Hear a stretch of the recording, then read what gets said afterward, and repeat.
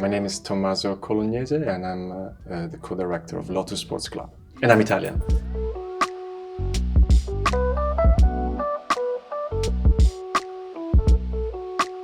So my involvement in Lotus Sports Club started after the first 2 years of shoot. I met Vanna in 2015, working on another movie together. That's when he told me about the project that he was making this film about this inclusive football team in Kampong Chhnang, rural Cambodia. In 2017, he sent me an assembly of the film, and I loved it. I loved the characters, and I could, realize the potentials of the story, and I decided to be involved in a more active role. So I went to Cambodia. We filmed for another year, more or less.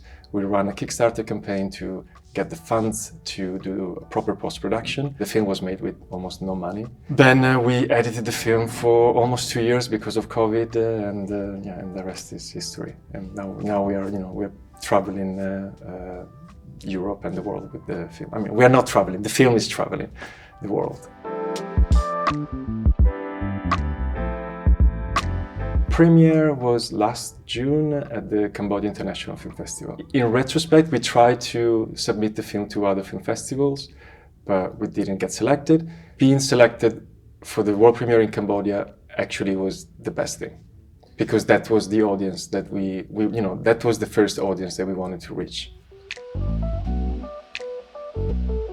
It went well. It was very, beautiful venue. LGBT community of Phnom Penh came numerously. It was very emotional, like being able to witness the audience the film was made for, seeing the film and reacting positively to it.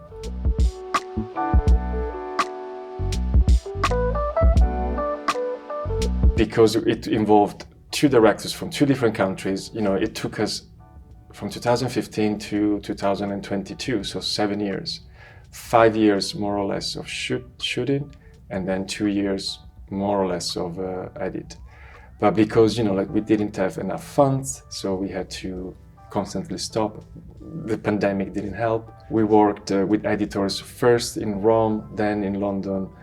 Then of course everything was done remotely with Vanna in Cambodia, myself first in Italy, then in London. The translator was in Ireland, then in Thailand. So it was a mix of people.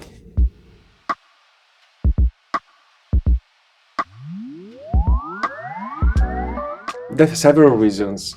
He wanted to have a sports field right behind his house in this space where actually there used to be a Buddhist traditional house, which he had destroyed in order to have space for his dream, which was building this football field, which was a great story in terms of the passion for this person for football, and to give to the community a place where to practice football and come together was brought to the extreme of destroying a building in order to have that space.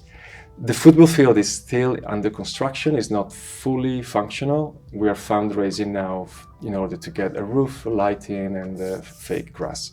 And hopefully in the next year we'll manage to do that.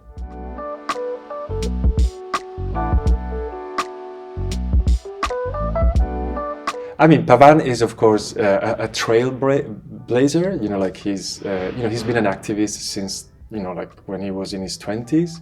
The trans community and the rest of the LGBT community is still very much fighting the same battle. So there's not separation as it has been here in the West, where right now transgender rights is worth fighting, because up to a few years ago it seems that they were forgotten. That's all the movements right now revolving around transgender people are trying to fix this.